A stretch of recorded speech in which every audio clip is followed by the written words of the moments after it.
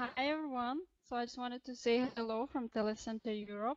And the idea is to introduce coding in telecenters and to actually help and change the mindset of young people, the way they look at coding, and to motivate them to choose coding careers later on in their lives. But also the campaign aims to train you e-facilitators who work with those people. So I think this is a very important approach of the campaign. And this is the first stage of the campaign, Train the Trainer. So I just wanted to thank again Agnieszka, who is helping us with the webinar, hosting the webinar, and a big thanks to Anna Boros, who is running both webinars today. So thanks and enjoy. Thank you, Ilona. And hello, everyone. Again, everyone who joined us today on our second webinar in the series Code Your Future, provided to you by Telecenter Europe. Now it's time for the presentation devoted to programming language and software provided by Microsoft Research. And this is Anna Boros, who will be our expert today. And Anna, I'm heading on to you. Hi everyone, thank you for the introduction. I'm happy to be here again to talk about Code Your Future and especially Kodu Game Lab. What the topics we are looking at today are some computer programming concepts, just like last time, an introduction to Kodu. We will create our first game in Kodu together, and then we are going to do a small review of everything we learned and look at several teaching platforms and what criteria we can use to choose the good platform, the right platform for the right audience. Of course, if you have any questions, just type in the chat. I will try to look at them as we go through the presentation. And if we don't have enough time, then at the end, there will be plenty of space left for questions. A little bit about me for some of you who maybe weren't here last time. My name is Anna. I'm a software engineer with more than 10 years of experience. I worked as a developer, as a team leader. I did some consultancy, and the past years I do more trainings than code. I'm a certified trainer, and I also work with children in the Coda Dojo program here in Romania, and all sorts of events for developers like hackathons and meetups and whatever you can imagine. Yes, the webinar will be available in the future, so we are recording them, and you will get them in the next couple of days. This webinar is specifically about Kodu, the game lab developed by Microsoft. At the end of the webinar, you will know how to use Kodu to create a very simple 3D game. We'll know how to access further learning resources, further examples, and where to find help. And we will also talk about how you can assist the young people you're going to teach into growing their knowledge of development. I assist again with this picture. If you want to become an expert, please get your hands dirty, try out all the tools you have, spend as much time as you can, together with the audience you will have, or alone. The more you practice, the better you get, of course. So to our programming concepts, last time we talked a little bit about instructions and what programming really is. We also talked about computer programs. We had the example of Microsoft Word, Skype, the type indicator. The bottom line was that whenever we try to create a program, we have to look at what it wants to do, what we want it to do for us. In this case, I highlighted the verbs: create, look, chat, warning, and so on. It's the same for game development. Programming was essentially a mixture of objects, instructions, and tests. So whenever we create a computer program, we were modeling the objects, like in the tire pressure example from last time, we had sensors and displays. We looked at instructions like read value, show warning, and we applied some tests to the readings. The example computer ball game in TouchDevelop, and this was a part of it. Several instructions written line after line that let's see about the sound. Can you hear me better now? Hopefully. So we looked at the instructions line after line, and they were executed by TouchDevelop, or the computer in this case. This art of programming, this type of programming, is called sequential. Oops, I have a typo there. Sequential or imperative programming. This means that the code that is written in the main function of my app, right here, is executed line after line in a sequence, one after the other. We had game display the splash screen, game make sure the balls bounce on the sides, set live visible, and so on. So the bottom line is that the instructions were all executed one after one, like commands. It is imperative programming. In game programming, things are usually a bit different. We said that programming in general translates real-life scenarios into abstractions. But I wonder, is real life really a sequence of instructions? So when you teach your child to behave properly in at a meeting, for example, when you have a family meeting and you tell your child, please behave, or don't be naughty, is that a sequence of instructions?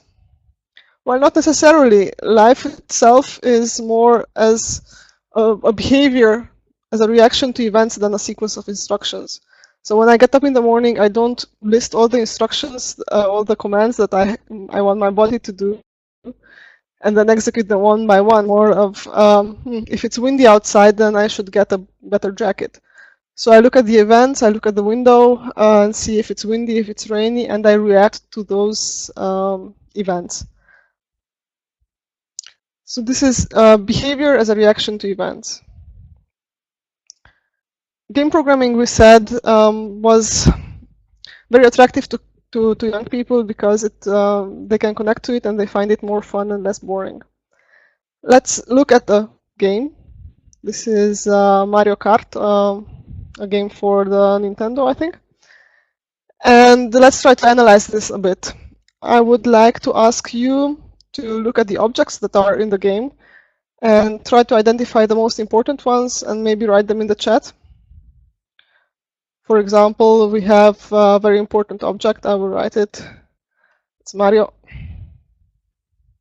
Exactly. Some other objects you can see. Car bomb. Exactly. No Luigi in this one. Coins.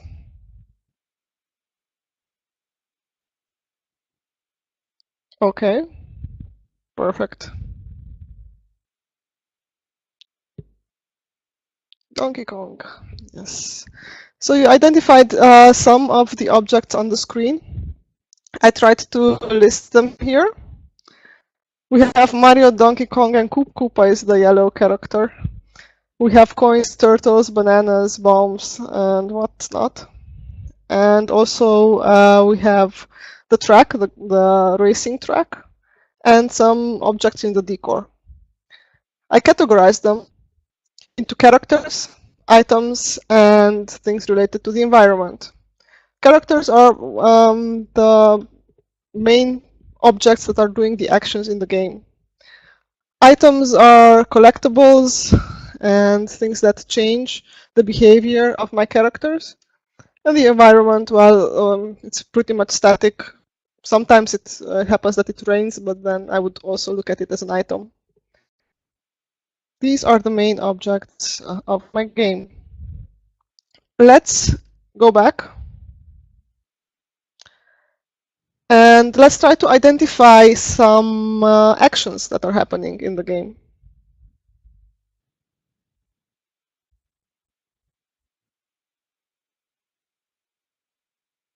Driving, racing, exactly. Looking at each other, very good. I would also name collect. Mario collects the coins.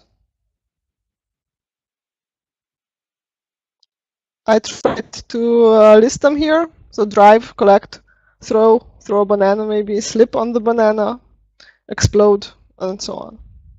So we identified objects in the game and we identified actions. This is one step closer to making abstractions. We also have to identify behaviors, so connect the objects to actions. You can see that Mario can collect a coin. Koopa, another playable character, can throw a banana. And Donkey Kong, if it finds a banana on its track, it can slip on it. But when does this happen? This doesn't happen all the time, so it's not like you start the game and Mario starts collecting coins. It happens on a condition. Mario collects a coin whenever it hits one on the road, so whenever it collides with one. Koopa throws a banana when the user who is playing Koopa pushes the button to throw a banana. Donkey Kong slips on a banana if Donkey Kong collides with it on the track. These are behaviors that are happening in the game, and there are some events that the characters react to. A typical behavior looks something like this. So when an event happens, make this object do something. What kind of events can there be? We have user input, like the user presses a button. We have a player touches another object, like a banana. That's also an event. Or Mario hits the decor, a wall runs off the track. Maybe the cart runs out of gas. That's also an event that is happening. Or simply you just run out of health or lives or whatever. This kind of programming where you look at events and then react accordingly is called event-driven programming. This is the main paradigm behind game development. It's not usually done like we did last time in Touch Develop, because it would mean you have to write a lot of code to achieve complex things. Most of the games used in teaching young people how to code are written this way. We code reactions to events. So we have the events listed, a few examples of them. The objects can be characters or items or fixed obstacles, like maybe a rock in the road or a puddle. These objects are represented on the screen in a way or the other. If we have a two-dimensional game, these characters or objects are drawn as sprites. Sprite is a term used in in game development, especially to define usually a rectangle that represents the character at one given point. So for example, if we have an older Mario here who is being animated, it's actually a series of images that are shown one after the other in quick sequence. This character here, one instance of it is what we call a sprite. Adding these entire pictures into one file is what we call a sprite sheet, but it's not that important. For 3D gaming, things are a bit different. We cannot draw pictures because the picture is flat. So the characters are represented by 3D models. These 3D models are done in complex programs like Maya or 3D Studio Max or other things like that. And they are basically a collection of vectors. You can see here in the picture that is represented by edges and details around the eyes and things like that, just to be able to modify the state of the character by mathematical functions. So for example, if the character would have to talk, then by code, one could change the vectors around the mouth, and then it would make the mouth of the character move. With Mario, in the 2D games, it is different. You just change the picture and then you have the illusion of movement. But with 3D games, you literally calculate every movement. Except for, besides vectors, they also have to use textures, or in other words, skin for your object. If you would have to color this person, then this could be a skin for it. I'm not very good at drawing, but you get the point. So it really depends on what kind of game you're creating. With Touch Develop, it was very easy to create 2D games because we had the sprites and you had the library right in there, and you had functions to move around the sprites on the screens. But with 3D programming, it is a lot more difficult. And thankfully, for teaching young people, we have tools like Kodu that take away most of the difficult parts of this programming. Sprites are also used in Scratch, of course, and other tools as well. Okay, so to recap, event-driven programming means programming a reaction to an event. In the case of Kodu, events are more or less built in, and also reactions, you just have to pick them out and make sure they work together properly.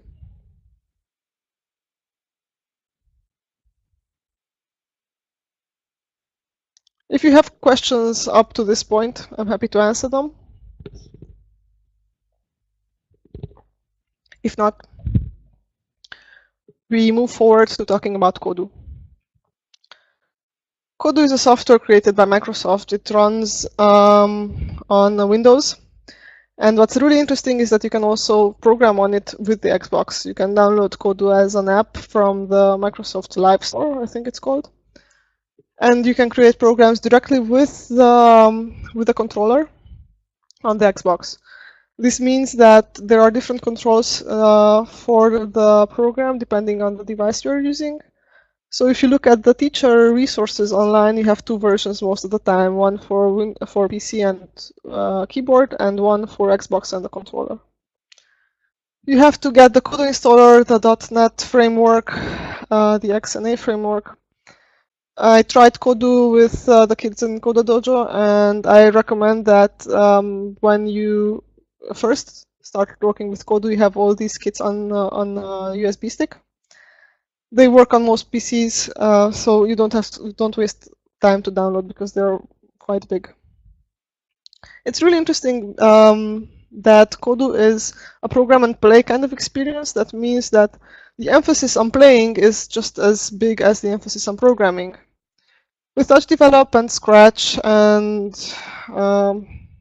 other tools like Code.org, the Hour of Code things, and Lightbot, the focus is more on programming. With Kodu, it's just as much fun to play as it is to program. And of course, the greatest advantage is that you create 3D games. It is, as I said at the beginning of the webinar, event-driven. This means that we create behaviors. The first step in creating a Kodu game is create the world. You build an entire environment in which the characters you use will be playing in. I have some examples here. It can go from Minecraft-like worlds to simulating the Mars environment.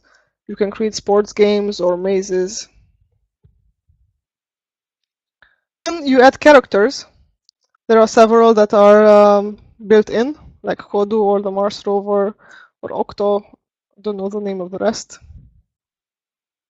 And then you program behaviors. A quick example.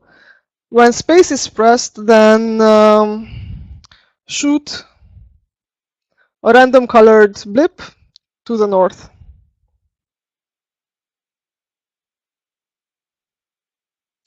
And after you've done all that, you can play.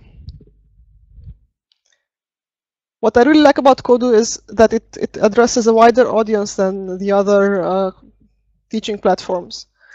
Mostly because you can get worlds. This means that even if you have children who are not so interested in programming, but are very creative, they can spend a lot of time creating worlds, and they find it then easier to switch to programming. it uses a larger skill set than coding. So besides the typical problem-solving skills and the usual brain activity that is done while programming, you also have this creative side where you have to be careful that the map is well built and you have to make it look good so others would also play. Yeah, I forgot to mention, you can also share the games. Just like with Touch Develop, you can share the games to the community. So your friends can also play. Good, let's talk about the user interface. This is what Kodu typically looks like. This is a world that is being edited at the moment. On the left-hand side, you have the keys explained. This depends on the device you're on. So if you're on Xbox, then it will say pressing A or X or Y will do this or that. Here you have the mouse keys explained and other keyboard icons, keyboard keys you can use. You have the world drawn, and this is in the while you are in the edit mode, not in the play mode. You have your characters, one character here, you have Kodu. And this is also a character, I think. You can also see certain lines here, which are paths, and we will get to them. And decor objects, the sky, which is also important. You can fall off the map. Then all sorts of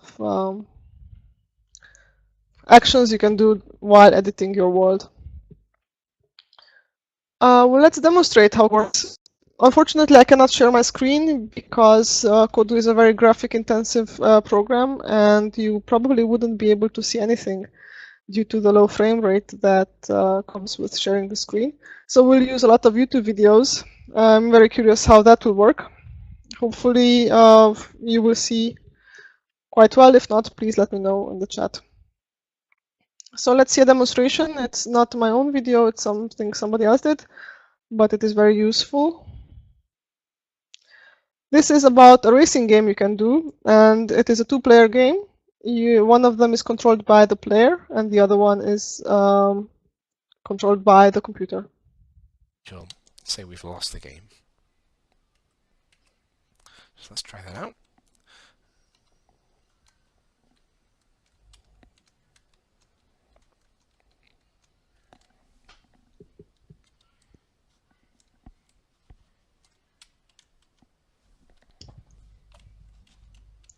So you can see that on the user-created map, which is quite pixelated, or I don't know the correct English word, the player can control its own character, his own character. In this case, it can't fall off the map, and is trying to reach the other character, which is driven by artificial intelligence. Oh, I nearly caught him and I got stuck. And now they're at the finish line. Okay, this was a short introduction.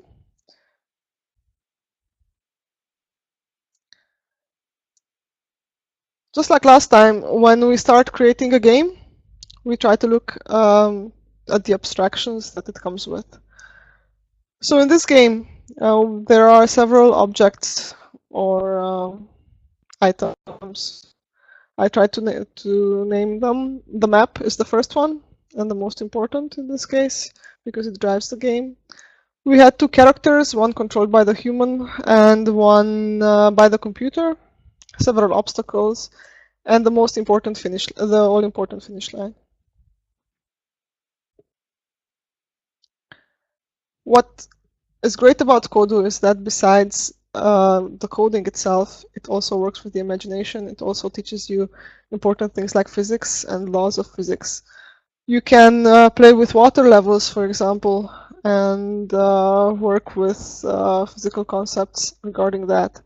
You can add mountains and see how the speed of your character is changing due to the different terrain.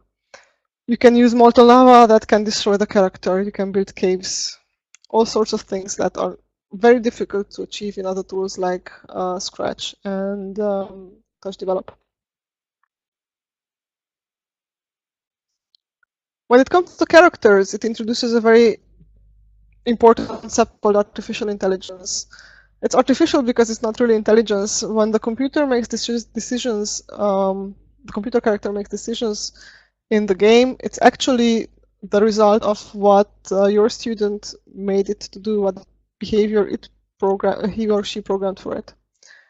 And when you tell the kids, oh, let's build something that is artificial intelligence, they will be very excited. And they can work with that easily.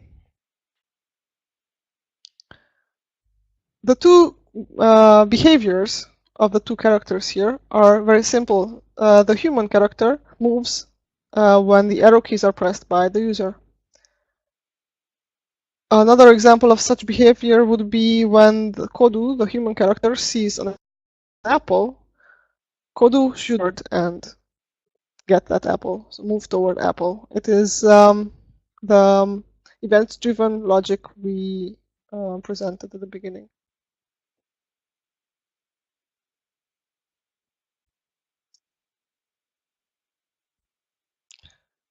We can move forward to programming with Kodu. I will present some examples, some YouTube videos. Hopefully they load quickly.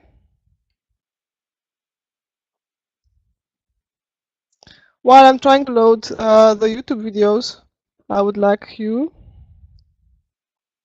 Oh, it's not loading. I have a small survey for you.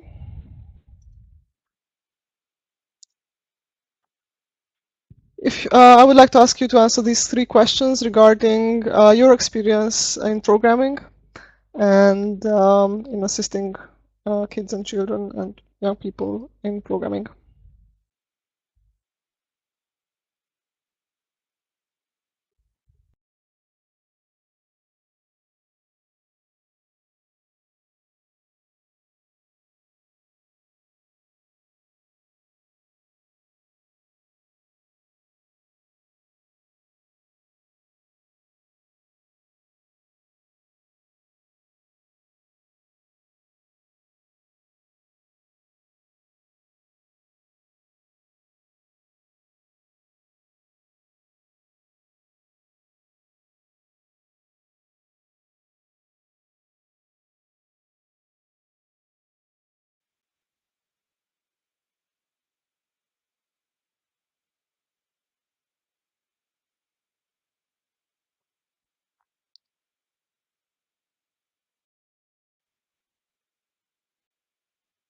Can see just Code Your Future screen. It's interesting. Agnieszka, could you please assist here?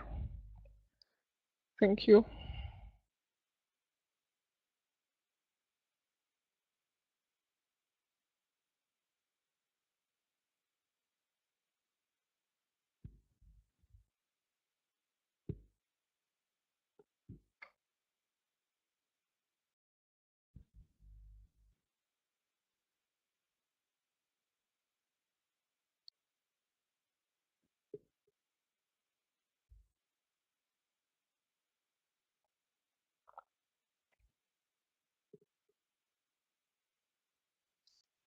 Great.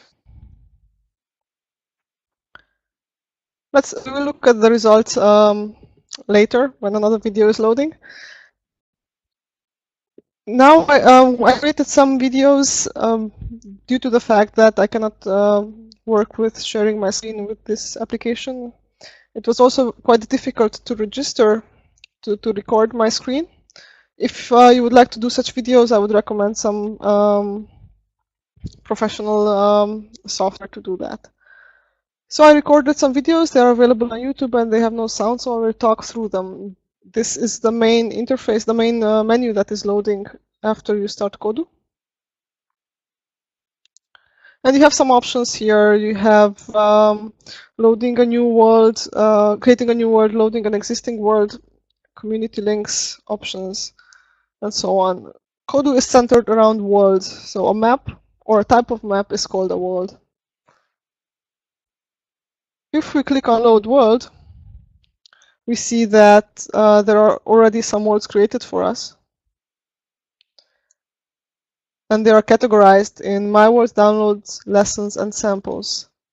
The lessons are basically tutorials that are described in the bottom part of the screen. I recommend everybody does them.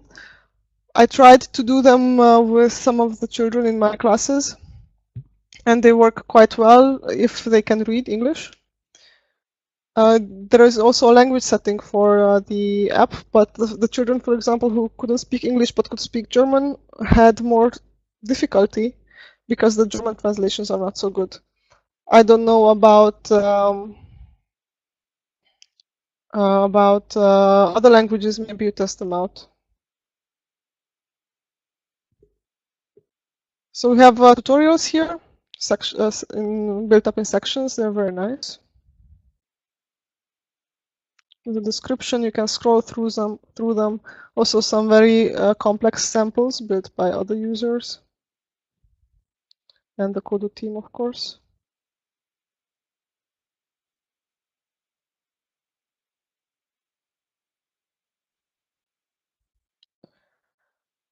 I loaded one of the worlds here. It's a very interesting one. It's alien with plasma and lava all over the screen.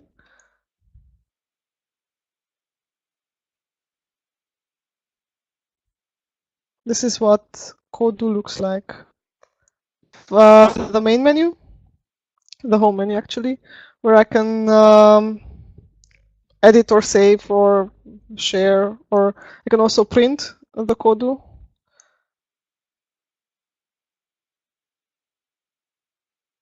The code actually for the level, that is the code that we are writing. That's a good feature. And I can also share whatever I've done with the community.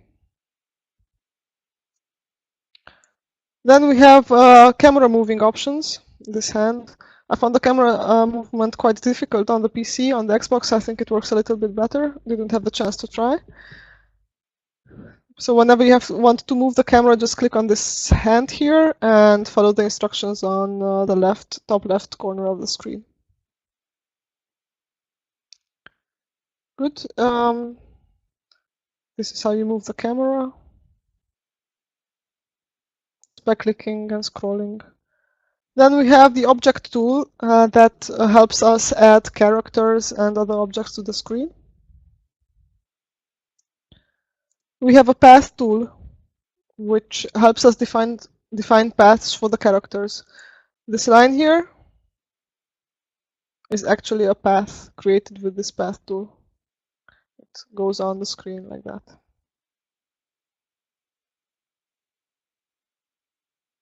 Okay. Then we have all sorts of brushes, like adding and creating mountains and hills and water levels at one point. This brush here has several options, one of them being the texture of the ground I'm going to add, and the other one regarding the shape of the objects I'm adding to the ground.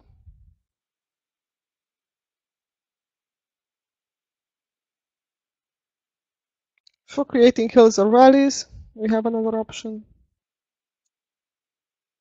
To smooth out the ground, I will demonstrate all these things in another video. Adding water or lava. Deleting objects is also a challenge. And the settings. Settings are quite complex. I won't go through them all. Some of them are related to the environment. Like breeze, that's the wind. You can change the color of the sky. How the water behaves. Things like camera and glass walls. Glass walls is quite interesting. It enables or disables the possibility of a character to fall off the map. So if you create a game that's, for example, a racing game, and you don't want the character to leave the map, then you just disable the glass walls, and they might fall off the map.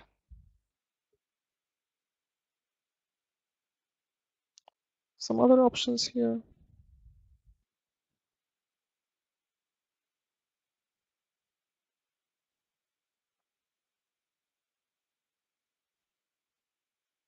Okay. It always asks you whether you want to save the changes or not.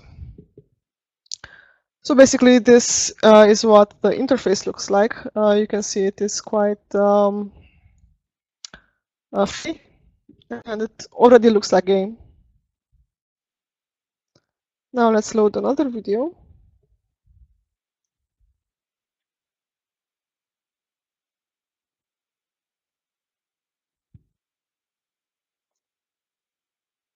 In this video, I will demonstrate how you can create the map and the world. I started up by clicking New World, and it creates a blank world from a very distance, a bigger distance. I have to zoom in to see what I started with. As you can see, I had some trouble with the camera, but now I can see the small piece of land that I already have created. I move to it and try to add some other kind of ground. You can see the different texture here. This is a more psychedelic one, added to the grass. We have plenty of options, all listed on the top part of the screen.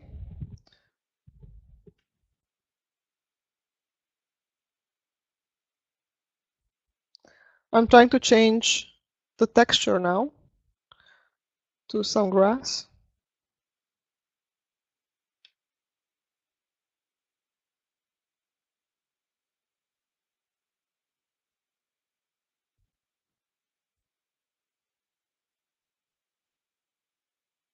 There is also some options regarding the smoothness of the screen of the map of the world you create. By default, this is cubic because you can see the edges of the screen here, but you can also create smoother worlds.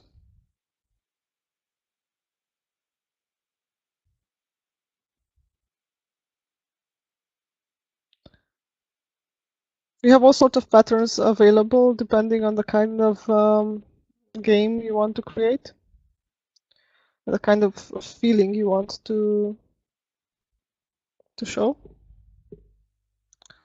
For example, there is this letter pattern texture, and here we can see the different kinds of brushes you can use. By default it was circle, I think, and now I changed the brush to square.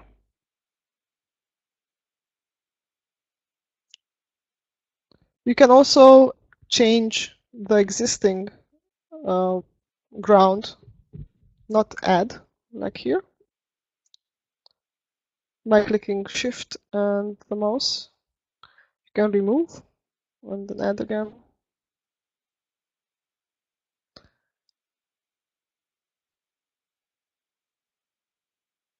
Then create hills. It's very pixelated or very rough, very much like Minecraft, but then you can use this ground smooth tool or level that will make like a median of the levels in the map, on the map. Click rotate to see what you've done. Trying to level it out. A very interesting feature is this hilly thing. Yes, I let them experiment. I let them create their own world. And after they created the entire world, and we tried to program things and try to change it and make it more interesting.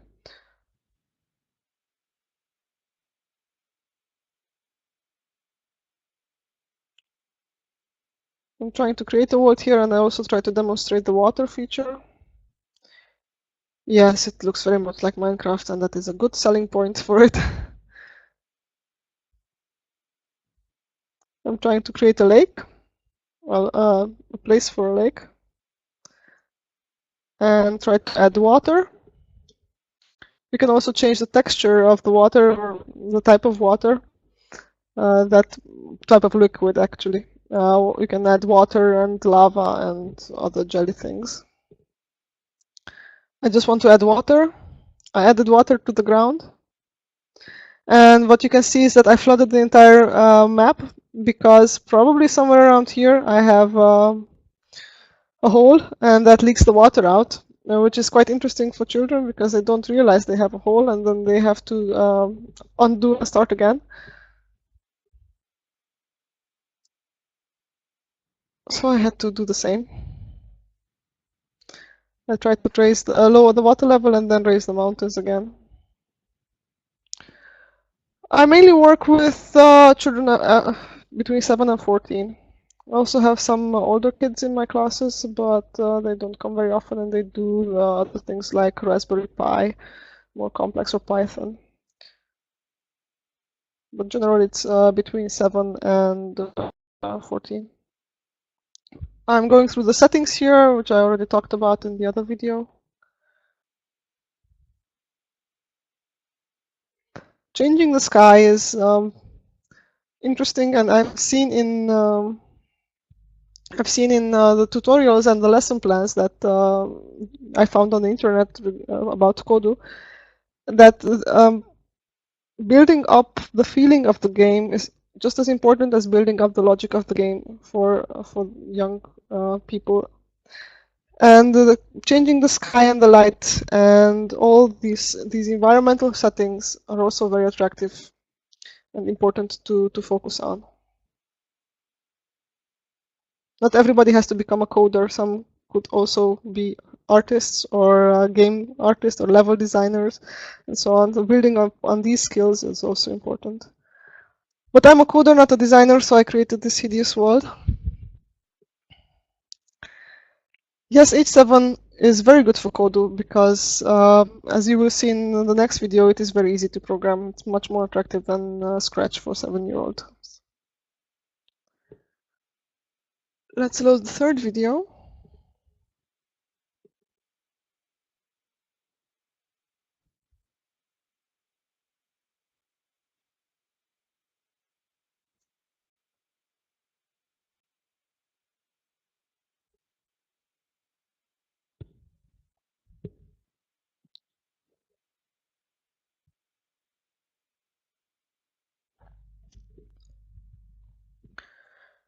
In the third video, we will look at objects and characters.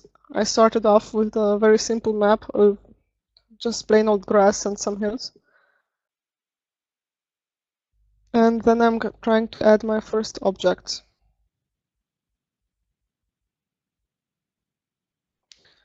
To add an object, you select the object tool and then right-click anywhere on the screen on the map. And that will open this context menu, the object. Afterwards, this flower pops up with all the options you have, and this is the typical Kodu programming interface, configuring interface. For characters and objects, you have several options. Kodu is the main character, the Matt Damon of Kodu. And you have Rover, which is a feature added later after Microsoft did a partnership with NASA. And it's very good for exploring environment. The behavior for the character is different, meaning Kodu can do things like eat an apple, but the rover cannot. That's also an interesting thing to explore. We have objects like apples, and then all sorts of mechanical things like a bike or a saucer, or animals like fish and coins, trees, and the decor like rocks. There are some instructions that are written, yes, but after you gave them the tutorial and you sit with them a little bit, then they can do all the things by themselves, because most of the things are also represented by icons, which is very nice. So whenever they see keyboard, they don't have to read the word keyboard because they also see an icon of the keyboard. The tutorials, yes, have some text, but I usually do that with them together, and then I read it for them. Okay, so first I like to add a tree, and I place the tree. You can change the size of the tree. This interface is an interface like this. I imagine this works very well with the Xbox. I can also add a rock or static things. Make it bigger.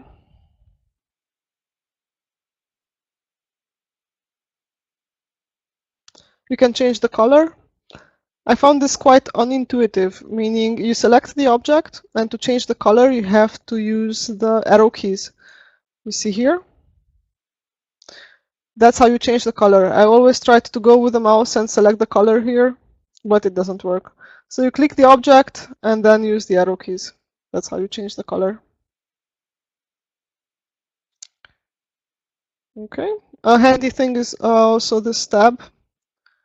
Find the next character on the screen. So when you program a game with several characters interacting with each other, then and you have a big map, then it might be difficult to get from one to the other, but you can use tab to switch from one to the next. But it will also take into account the objects you have on the screen.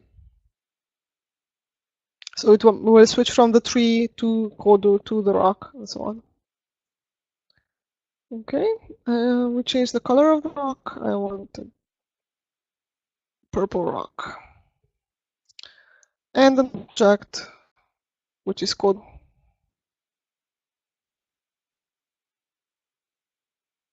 This is little Kodu.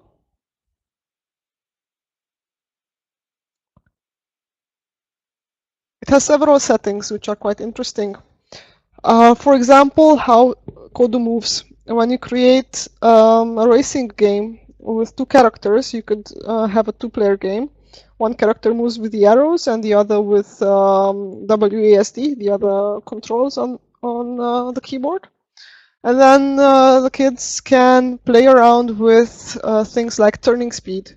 So if you have two characters who are basically the same but have different turning speeds, how do they behave? And even if it's not controlled by the player, they can be controlled by artificial intelligence, programmed to walk on a path. But having different configurations produces different results in a race. So you have forward speed, turning speed, acceleration. Things like invulnerability if you have a game that is around battles and health. Hit points. Creatable means that a character can be multiplied directly in the game. So for example, you might have a button, and if you press the button, then several enemies show up. That means that the game can create characters by itself. All sorts of settings.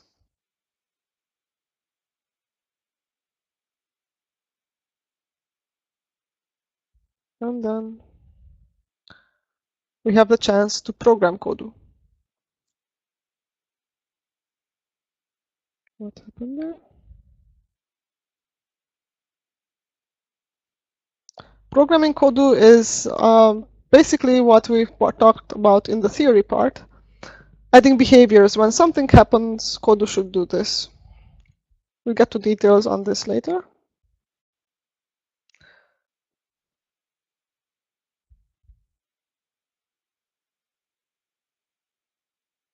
You can add several Kodus on the screen. It's recommended you color them differently so you know who is who. Change the color there. You can add apples. I am changing the height of the apple here. So when I start the game, it will start from mid-air. We see what happens when I start the game. I start the game, the apple falls. So what we have in Kodu is a complete physics engine. You don't have to worry about programming things like if the apple is in the air, it should fall down with this speed and then it should bounce. Like we had to do in Touch Develop. Kodu takes care of everything. in this manner. Okay, if you have questions up to this point while I prepare.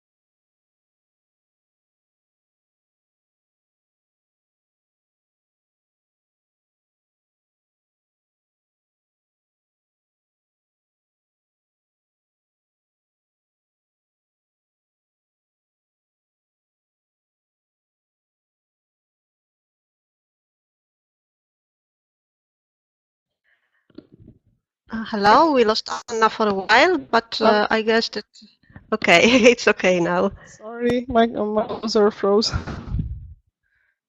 I am loading the next video now.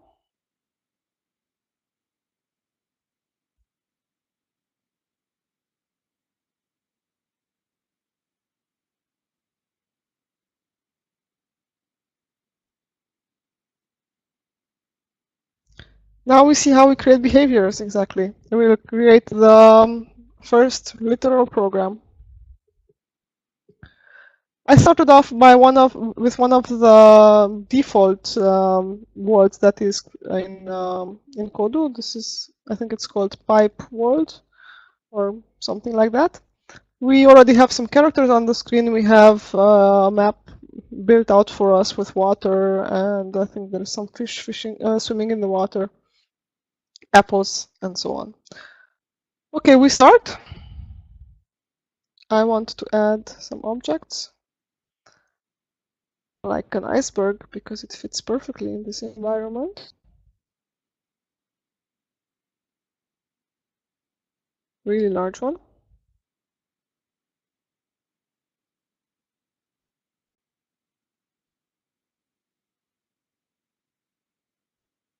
Good. Then I create the first behavior. I have some options for behavior. So, starting off with when something on the gamepad or the keyboard, the mouse, is being clicked on, or for other devices, touch, when my character sees something or hears something. And quite a lot of options, even not just these, but you have the more option here. It brings out a new universe. But I want to program my character when he sees a certain object, in this case my iceberg, which is under more, iceberg. I want my character to move towards it.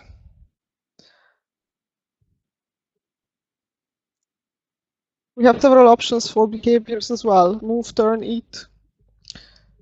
Things related to the camera, or score, or things like combat.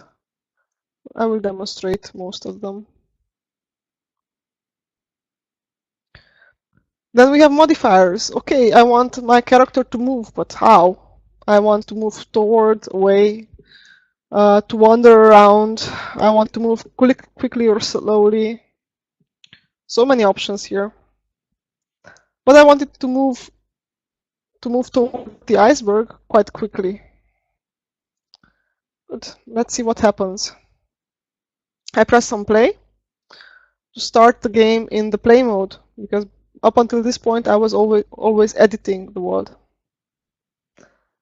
So I go to play, but nothing happens besides seeing some apple fall off. And that was because my camera was pointed at the other character, and I wasn't interested in that, so let's fix it. I will change the program, and I will add another rule. So when always change the camera to follow my character. We have two rules at the moment, the one that is related to the movement of the character and the other related to the camera. And the order in which the rules are executed is the order they are listed here. And because the camera is the most important thing, I can't see anything without it, I shall move it to the top. You just drag and drop the rule above. Good.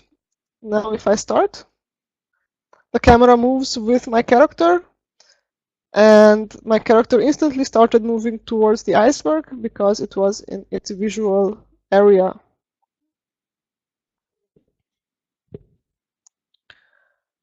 Now I want to make my program a bit more complex. I want my character to destroy the iceberg once he's there.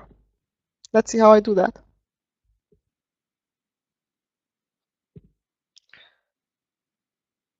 So when I bump into the iceberg, I'm so close that I bump into it.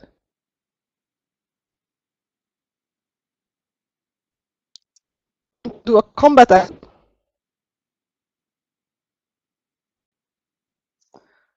Well, it moved quickly because that was the quickly.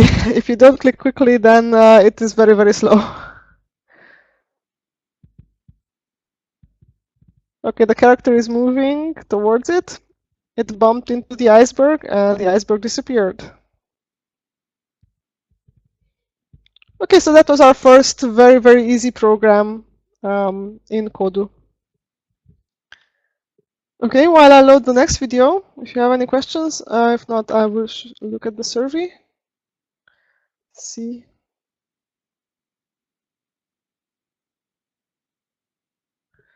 I asked you if you had any programming experience before. I see most of you had the basics already, which is great.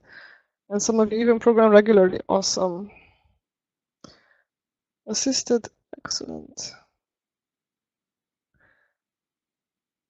Okay. Last time I know we discussed that some of you already tried Scratch and other tools.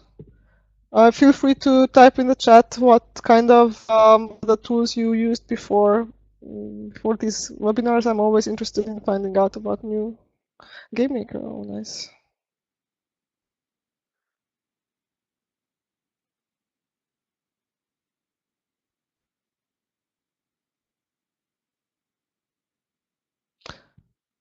Unreal Engine 4, and do you use it with C# or how does that work? C++? I don't know exactly.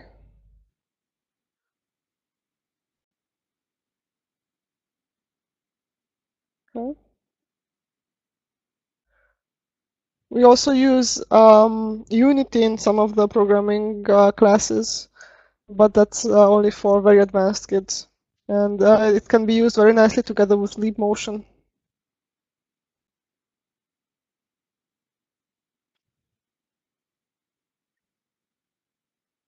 Okay, in the next video, we will look at a game that is already installed, or it comes with Kodu Game Lab. It's called Gun Fishing. I had some difficulty with trying to understand how it works.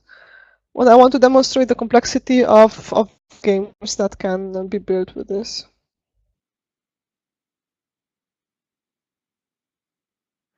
So you have a character that's a little boat, and it's going fishing. And as you click on these fish, you get points, and then you can sell the fish and get cash. I was trying to click and try to catch some fish, and then click to fish market, and it will go back automatically without the user interaction to the fish market and will give me cash. Okay, and this is the edit mode of the game. You can see the world is quite complex and tons of characters and tons of fish. You see a blank screen. I wait a second, maybe it loads now.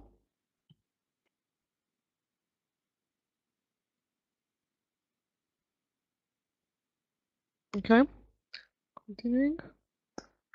We have saucers and houses and all sorts of objects. And if you look at the code in a second, I click on Object tool, right click and look at Program.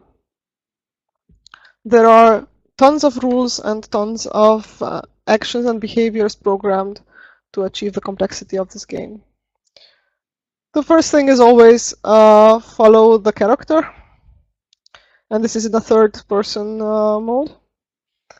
And other rules like when you hear a green saucer, then move towards it, or when you hear the hut close by, do something.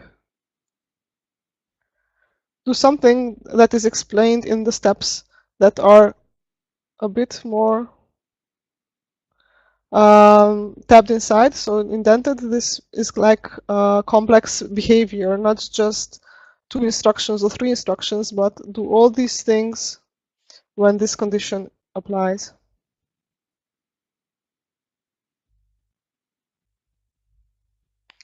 We also have scoring rules.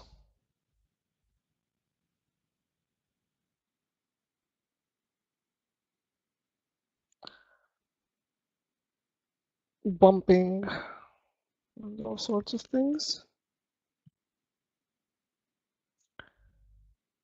I can also program characters like the house or the tree.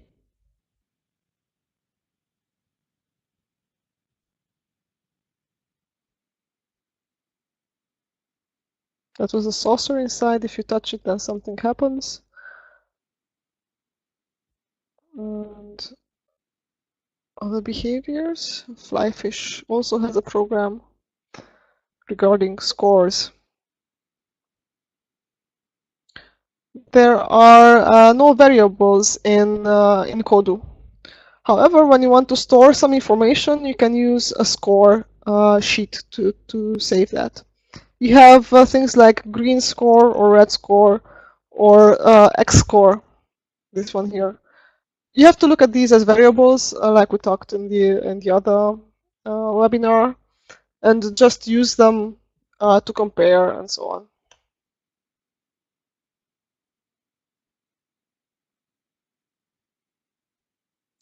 You can see a million rules here, and that is not enough, because rules can be also organized into pages. You can move through the pages on top of the screen. When you have an Xbox, you can use the right and left buttons. If you have the keyboard and mouse, then just use the mouse to switch between pages. And this means that one of the characters can execute only one page at a time. So you write all the rules into one page, but if you want to change their behavior at one point completely, then you can program it to switch to another page. That means use another set of behaviors and rules. In this case, it's still with and lots of pages.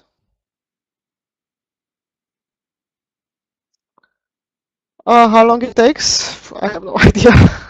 A lot of time, I would say. But still, it takes a lot less time than having to do it in anything else like Unreal or Unity or other tools. That's why it makes it such a great tool.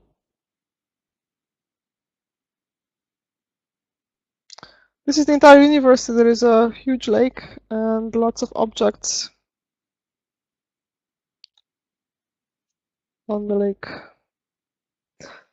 This is individual. You cannot do source code management, how it would be called in jargon. As far as I know, there are no team options. However, you can share the code and then edit it in your own installation, but not work together as a team, unfortunately. Okay. And now we will do some more complex programming in a different video.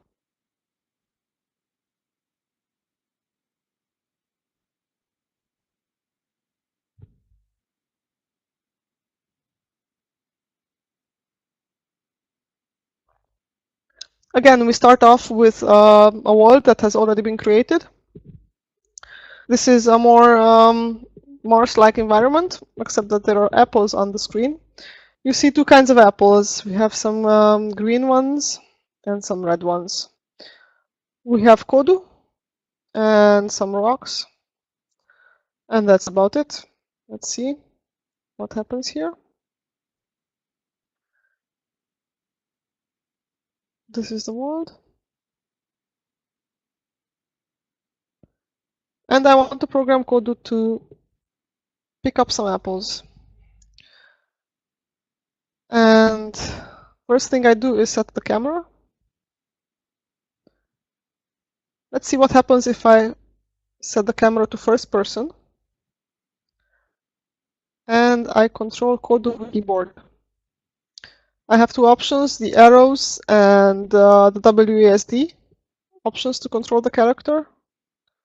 And I can add behavior with other keys as well, like letters, numbers, and whatever is on the keyboard. So when I use the arrows, I want to move.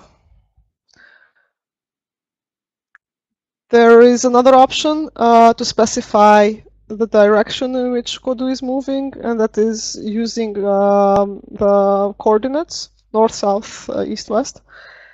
But I didn't use it in this example, it's just so you know it's possible. It might be interesting when programming environments like the wind should always blow from north to south, or when you have automatic behaviors for robots and things like that.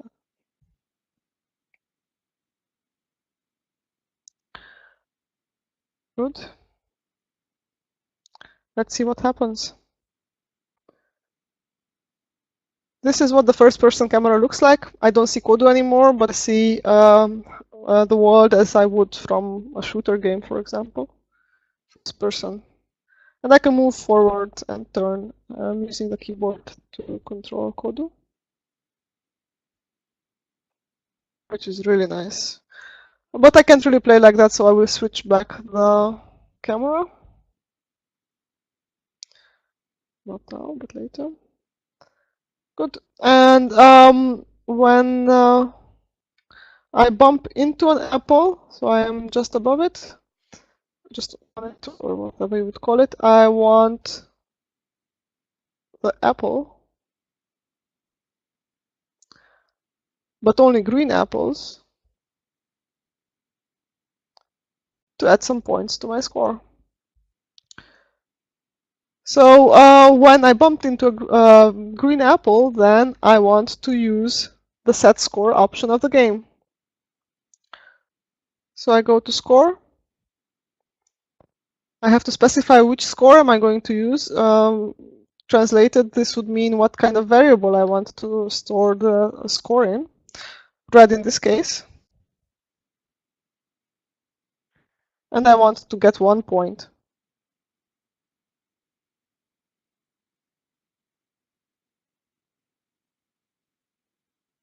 So let's see what happens. Okay, I changed the color of the apple to red, because red score should be about red apples. And I also want to count the number of green apples I'm going to pick.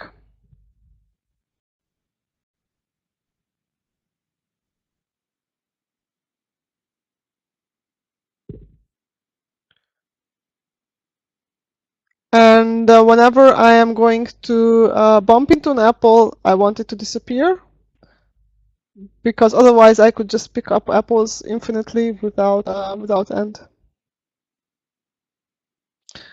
I will vanish the apple whenever I bump into it.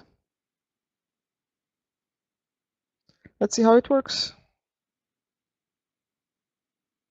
Going forward. You can see the score is being increased here. This is the red score.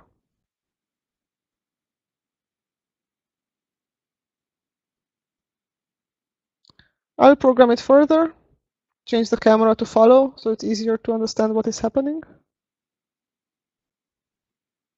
Let's play now. When I passed a green apple, I picked it up and it disappeared because I programmed my Kodu to pick up the apple no matter what color it has. I didn't specify the color. And as I move forward, I will also pass a red apple. And my score is being increased as I pass through it, not as I destroy the green one. Good. Now I think I will also count the green ones.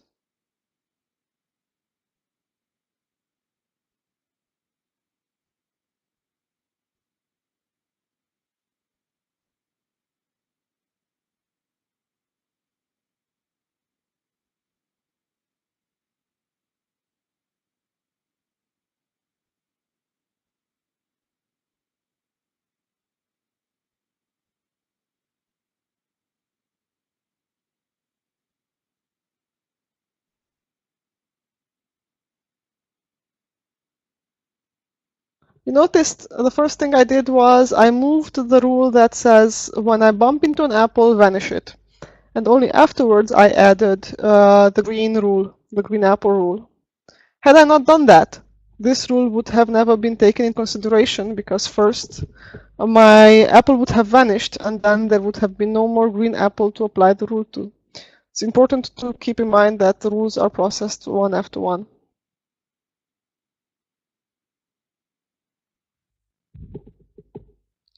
Let's see the game again. Now I have two scores on my screen.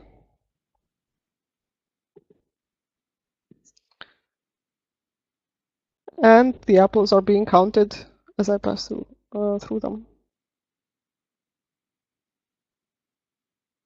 Okay.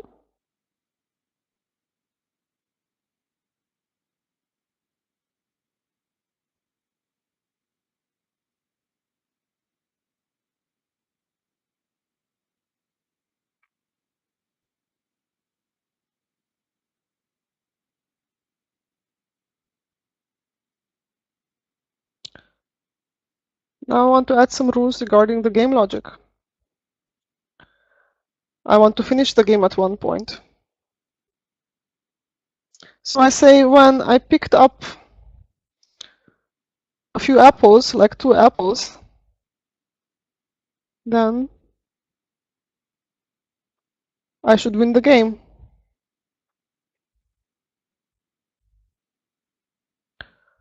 So I pick up the apples one at a time.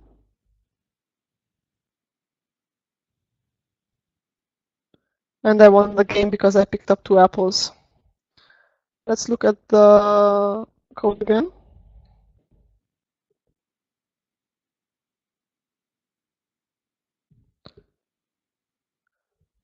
So the code was simple. The rule was if my score, but not just any score, the red score,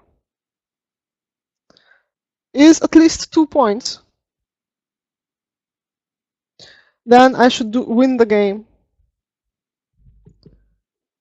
I know I went a bit, it went fast, but the rule is pretty simple, and it's done just adding one condition after one rule after the other.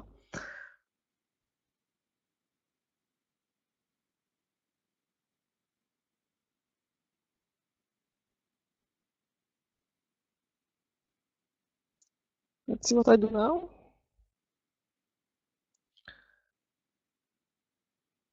I also had some rocks on the screen, and I want to add a rule. If I bump into a rock, then I should lose the game. So what I did, I said when bumped into object rock, then game should end. A simple rule. So if I'm not careful with the environment and I bump into a rock, game over.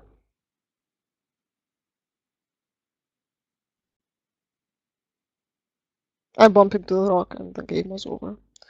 As you can see, the logic is quite simple, and you don't have to worry about things like adding text about the game being over and sounds and things like that. It's all built in. I will look at the question regarding solving what kind of tasks are kids solving in classes at the end. I think it's easier. So this was a very simple logic for a one-player game in which we counted apples, and we added some winning logic and game ending logic. Let's see how we make things more complicated by adding several players to the game and controlled by the computer. We'll just load the next video in a second.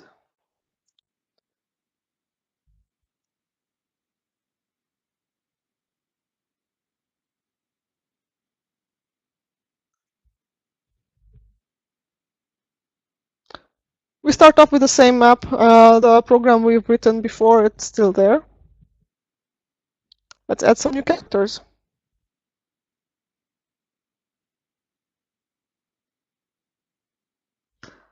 I add another character. Let's say this time I want to add a cycle. We have several characters that are, I think, mainly intended to be enemies, like saucers and octopuses. Cannons, they also can fire at you and make your health go down. Cycles are great for racing games. Blimps can fly and so on. So I will add a cycle. Looks like that. And I will want to program it to pick up apples before I do.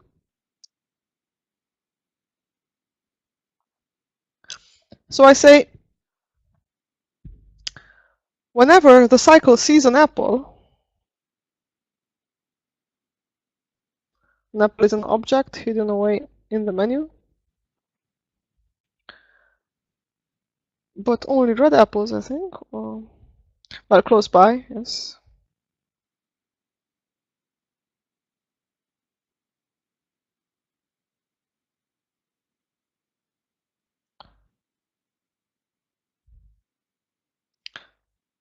Then move towards it quickly. And when I'm very close to the apple and I'm bumped into it,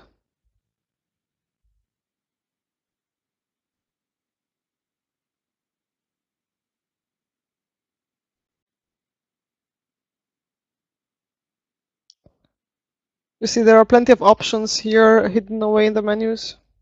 You can change the lighting and you can make the characters grow, all sorts of complex things. But I want the apple to vanish. So basically I'm going to pick up the apples before Kodu reaches them, so he can't win anymore. Good. Let's see what happens if I play the game. You see the cycle is going automatically, and whenever he sees an apple, he will pick it up.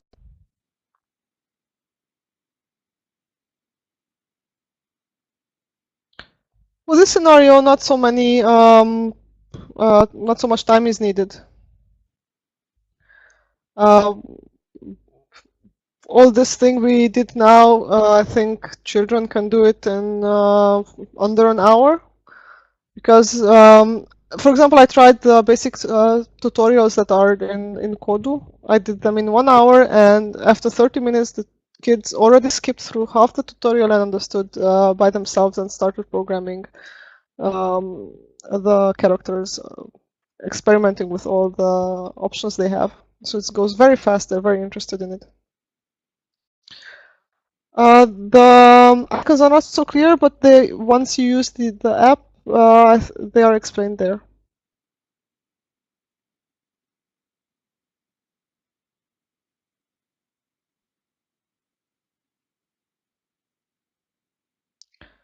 Good, I will add some other rules. I don't want the character to look for apples that are only close to him, but pick them up, all of them. This means he will go to further distances and length. Now I can race him to see who catches more apples.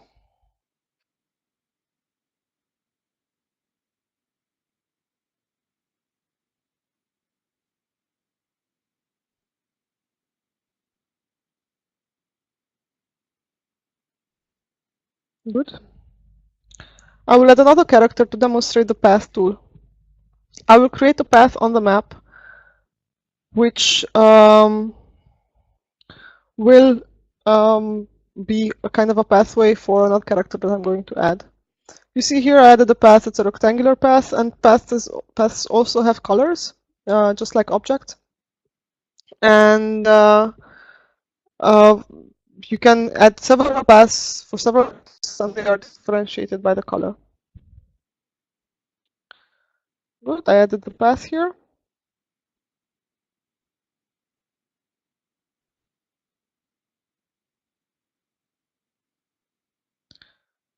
I will add a rover this time, and I will program it. You can see it has different actions, not like MyCodo. It has extra things like inspected and beamed, very typical to the Mars environment it is mainly used in.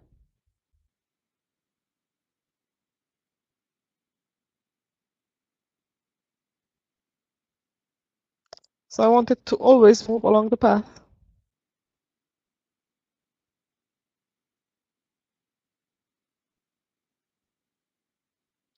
And which path? I use the white path. I want it to slowly move.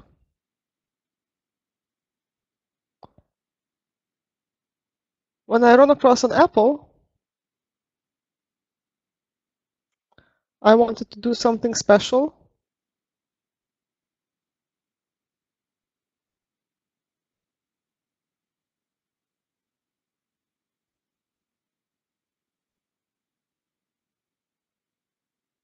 I want it to say something.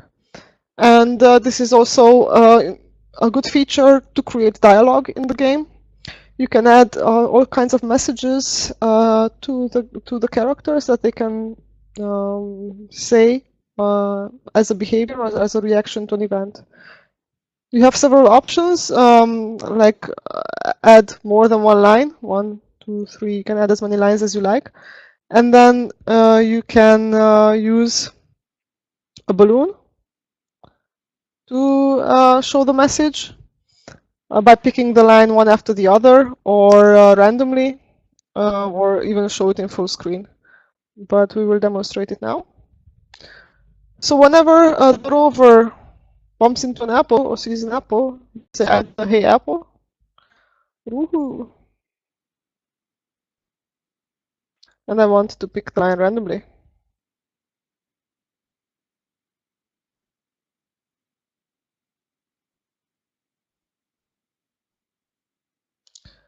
And now if I start the game, the rover goes along the path that I set for it. And whenever it runs through, it bumps into an apple, it will say the message, one of the messages that I added to it. But however, it will not pick up the apples because the code we wrote was not, did not handle it.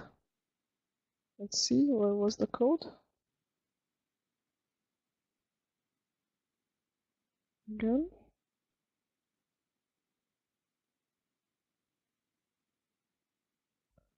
So I didn't add any code to pick up the apples, just to move along the path and say something. In this way you can add complex behaviors with a lot of items. Usually they are pretty self-explanatory. If not, you can find resources online. There are some PDFs explaining all kinds of things. Or, as always, you can experiment. Okay, if you have any questions up to this point regarding Kodu and how to program games.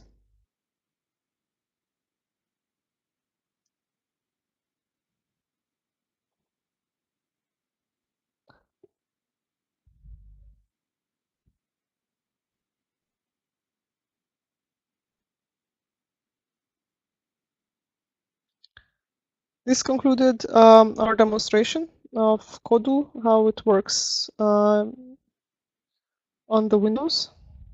It's quite simple. It's a lot easier to use than Touch Develop, but it creates much more possibilities. Okay. We also talked about the settings in the game. You can change things like glass walls, but we already mentioned that, the character behavior. Also, you have available several languages, but in my experience, that doesn't work very well. So it's most important to teach the basics while having a mentor there or a teacher there, because if your students cannot speak the language or cannot read properly, it might be a bit difficult. English is the best, most explanatory language. For example, in German, I found that not all words were translated, and same for Hungarian. These are the languages I tried. I don't know about the others. You can play a lot with the environment and make games or applications that change,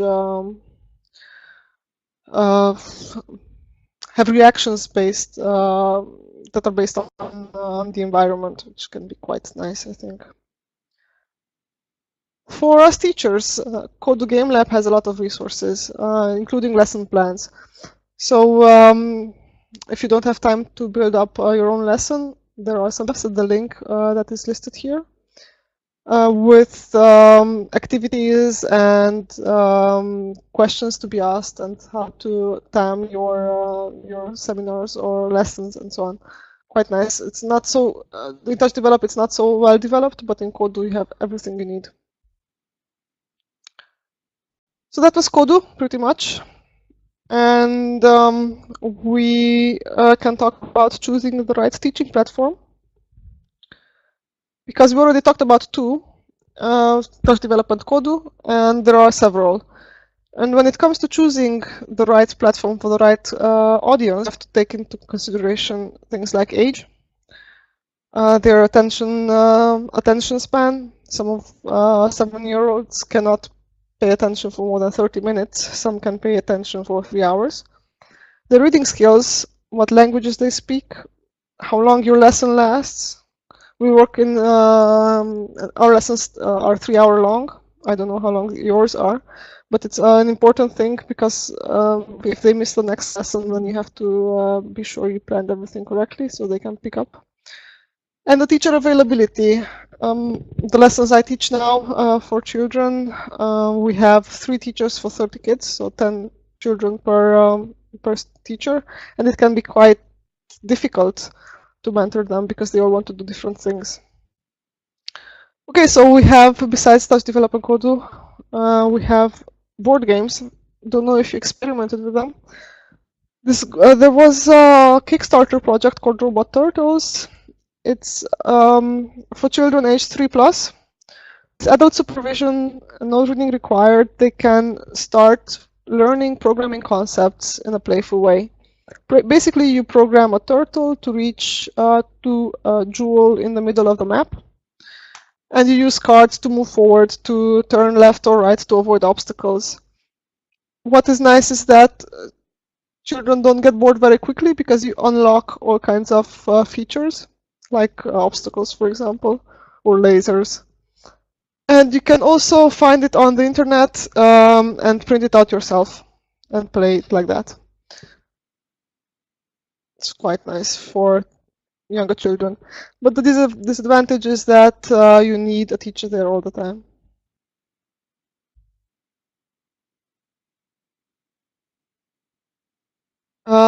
Ready to use scenarios in Kodu.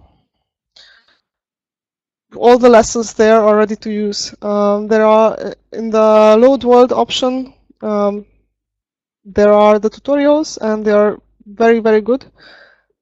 It takes an hour to go through them for in each world. There was the gardening world, the garden world, and there is a maze world, and that takes about an hour to go through them. And I recommend them highly because they go through the basics And afterwards, after you've done the tutorials, you see that your students will kind of experiment and you don't have to assist them at every step of the way.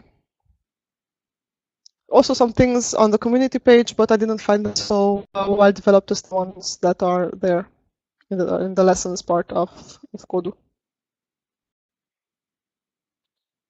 Okay, Robot Turtles was one. We have Scratch. I know most of you already use Scratch. I recommend it for HSM Plus because you need some reading skills. It has very good language support, even for more obscure languages like Romanian. It has enough tutorials. You don't have to assist them at every step of the way. You can just start a tutorial and they will follow the steps, like animate your name and all those. It's also available for the web, which means you can share.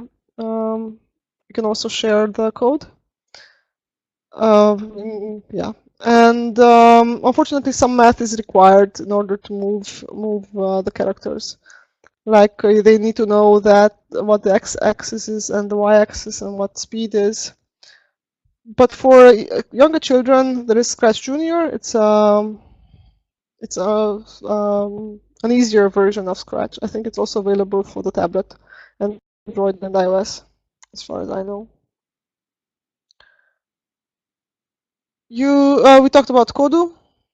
Unfortunately, it has limited language support, and as I said, you need to guide them at least in the beginning.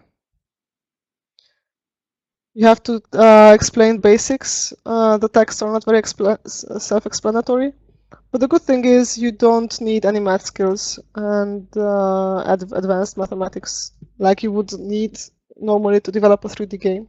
And you can share the apps, and you can also play them on the Xbox, which is pretty cool. Then we have Touch Develop. It's for children, young people actually. They should at least be 10 years old, I think. It's my recommendation. Because the code, as you remember, is much more abstract, and you need pretty good math skills. You need to speak English. There is no language support for except for English. It's also available on the web and on the mobile, but still from the browser. And you have to be there every step of the way. It's quite difficult even for kids aged 10 if they have no other programming experience. So I would definitely wouldn't start with Touch Develop. I would rather start with Kodu or Scratch and then slowly to Touch Develop. And then there are tools like Codecademy or Khan Academy, Code.org, and so on. I would recommend at least children to be at least 10 years old when they start with this. We usually start with HTML and CSS. They are very good tutorials, but they need to speak English or at least Spanish, I think. It's also available in Portuguese. I don't know the quality of the translation, but you have to be there to make sure they understand what they have to do. Sometimes you even use Google Translate, but it doesn't work very well, to be honest. You can also learn JavaScript and CSS and even complex things like Java or Python. But as I said, you have to be there every step of the way. However, HTML works very well for children even at age 7 if they speak English. If they speak English and can read what's there, they will easily go 3 hours doing the HTML tutorial by themselves on Codecademy at least. Good. These are the main tools we are using, the ones I recommend. If you have any other tools, I'm interested in hearing about them. The Hour of Code on Code.org is also very nice. We talked about it last time, but it's 1-hour programs, of course. And besides these tools, we have some tips and tricks I would like to share. When it comes to filling out the time or trying to captivate their attention and their interest. We have some Lego Mindstorms we program every now and then. It works nicely. It's very Scratch-like. You can also program it directly on the brick. Unfortunately, it's quite expensive. but it makes them interested in working with programming. Another thing we introduced a few months ago was an exercise called coding kata. The term comes from karate, where children repeat the same exercise over and over again until they know how to do them perfectly. And we do this with HTML for children and young people who already did the HTML tutorials on Codecademy. We create a simple web page and then show them line by line and like by dictation, something of the sorts, and ask them to write the web page in a notepad.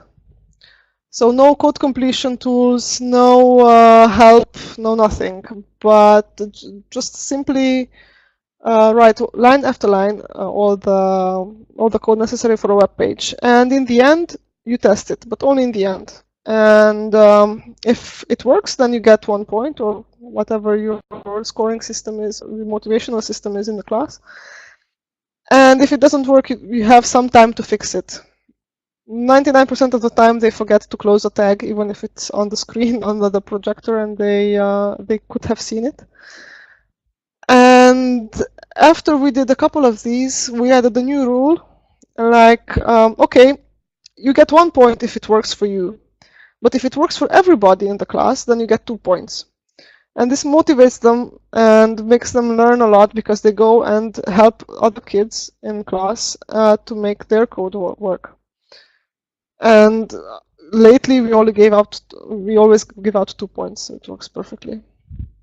What's also useful there, when you create HTML and JavaScript, then naming the JavaScript methods cryptically, like don't call it get color or change color, call it magic trick. And then when they wrote the entire code, you ask them, what do you think magic trick actually does? And then you see how they understand the code even if they didn't have any idea from the beginning what it does. So that's very successful, and we will do it for Python as well when we have kids who learn Python. For Scratch, we also had some idea to do it, but never got to implementing it yet. Coding kata is wonderful. Good. When they are bored and we see that we are losing their attention, we sometimes do Nitro typing game. It's a website, and I'm sure there are others as well, where you play against your friends, your Facebook friends, to see who types faster. And you have like a racing car on the screen, and you accelerate by typing correctly. And you have a text on the screen, and you have to type the whole message in. And then they play against each other in class, and they improve their typing skills. It works well, 10 minutes, then they get their attention back. We also ask them to do presentations every now and then about simple things for extra points. Like the latest we did was HTML colors and color codes. I asked them who wants to do a presentation about what the RGB means and what the color codes mean, and do a small presentation and they get points. And the last thing is promoting students to mentors. When some kids do better than the others, they tend to help, or they like to help others. And then for example, for an hour, if I have to attend beginners, then I ask one of the expert or senior students to be a mentor and help those who need it. It motivates them well. Well, we give them badges for getting points, so it's nothing for money or nothing valuable. It's just a distinction, like ninja or things like that. It's just a recognition of their expertise. These are tactics we use to get them into coding and keep them focused. We developed them in months we taught kids to code. I hope you find them helpful, And I would like to hear from you if you have some experiences regarding this. Good. If you have questions, now is the time.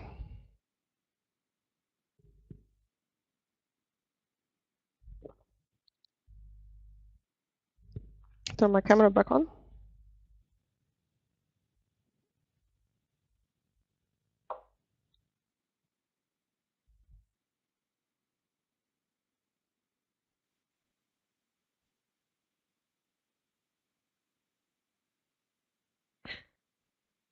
In the meantime, before you type your own questions, I just want to ask, because Anna, you already told about this, but perhaps I missed it, because there was a question about possibility of creating one's own characters of objects, just like we do it, for example, on Scratch, that we can upload our own sprite or draw or make. Is it possible something like this in Kodu? So create someone else's individual sprite or character? No, it's not. It's not easily doable in Kodu. Maybe some hacker can do it.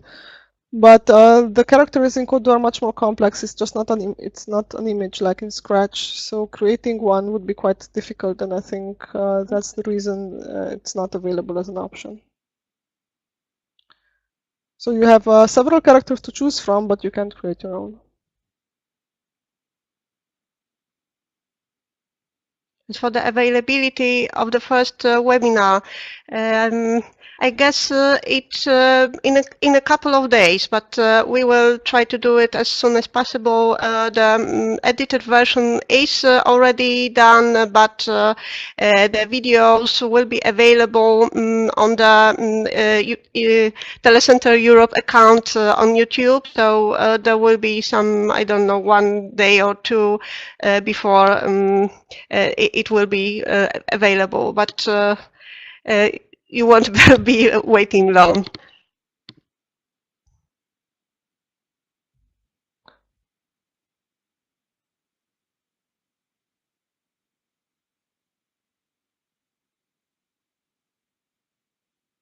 I'm also curious, I would like to have a way to share the experiences. So is there a way we can talk about what methods worked and what not in class? Is there something like a chat room on your platform or something like that?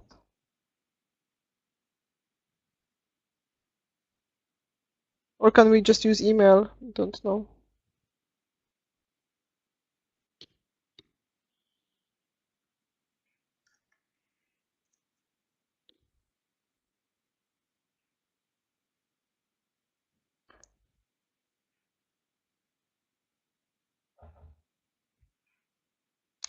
Okay, I will talk about sharing this with the organizers, and probably we'll get back to you by email, I think. Whether it's possible to modify some animations, I didn't see the possibility to modify the animations. However, you can add behaviors like turn a little to the left and then jump, and adding these together could create an animation that you're interested in.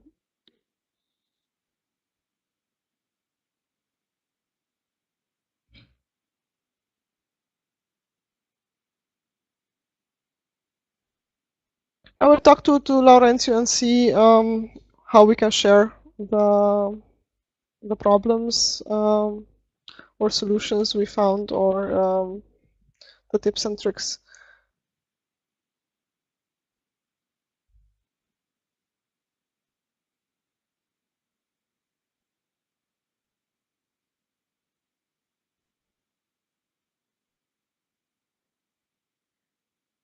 Okay, so if you do not have questions anymore, thank you, Anna, for your presentation and for the training, and thank you very much, all of you, for your attention and for being active. And we really hope that both trainings will be useful for you, and we hope that you will share also with us and with between you all the experiences from this future activities. Thank you. Bye-bye. Thank you. Bye.